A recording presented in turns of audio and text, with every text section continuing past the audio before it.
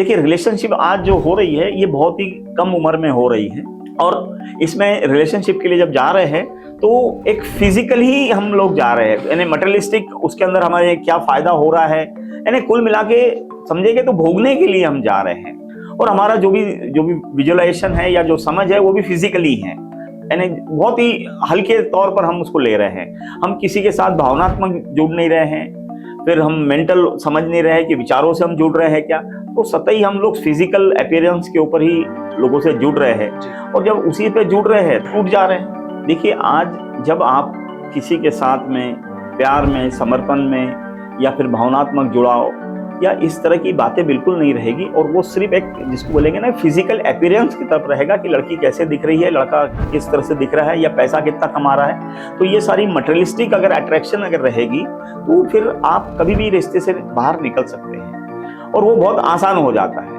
But अगर आपका जुड़ाव अगर इन चीज़ों से आगे अगर रहा तो फिर आप उस रिश्ते से निकल नहीं पाते।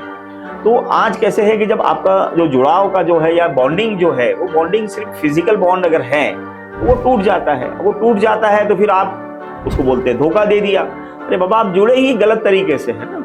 आप जो है आप अगर जुड़ने का जो कारण है वो आपका कहीं वैचारिक लेवल पर है कि मुझे उसकी बातें अच्छी लगती है, मुझे उसकी बातें इंप्रेसिव लगती हैं, वो पर्सनैलिटी अच्छी है, उसके विचार अच्छे हैं, वो भावनात्मक है, वो मुझे केयर कर रही है, मैं अपनी बात रख सकती हूँ, या इस तरह का अगर कुछ अट्रैक्शन ये बॉन्ड रहेगा तो वो चीज़ें बनी रहेगी।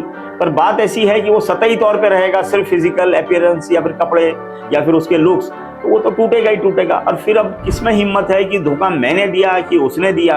अब जब दो भोगी लोग जो हैं, दो मटेरियलिस्टिक लोग अगर आपस में जुड़ेंगे तो टूटेंगे ही टूटेंगे, और वो टूटते रहते हैं। और फिर कैसे है कि फिर बेहतर की तरह बेहतर ढूंढने के लिए लग जाते हैं। बस इस तरह से चल रहा है, और इसको धोखा बोलेंगे तो धोखा नहीं है ये तो एक्चुअल में कैसे है कि ये इस तरह का ही व्यापार चल रहा है कि एक तो कैसे है कि दो लोगों के जब आपस में रिश्ता होता है तो तीसरे को किसी को आना ही नहीं चाहिए।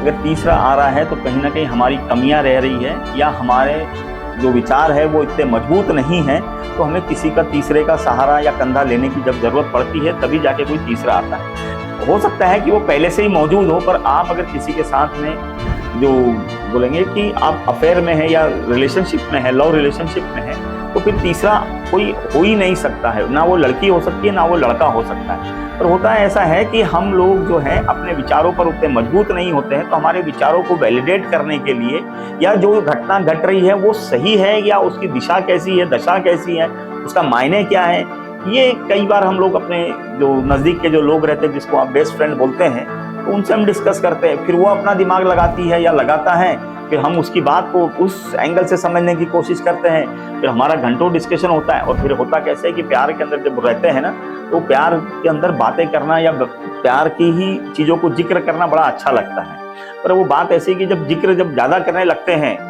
जहाँ भावनाएं कम होती है और जहाँ दिमाग ज़्यादा लगने लगता है, जहाँ दिल कम और दिमाग ज़्यादा, तब फिर वो बेस्ट फ्रेंड जो है उसका फायदा उठाता है। क्योंकि logics can be given for right, for the wrong और फॉर एनीथिंग। जिधर आपको ले जाना है उसके लिए लॉजिक है ना। तो उस तरह से वो बेस्ट फ्रेंड फायदा उठा लेता है।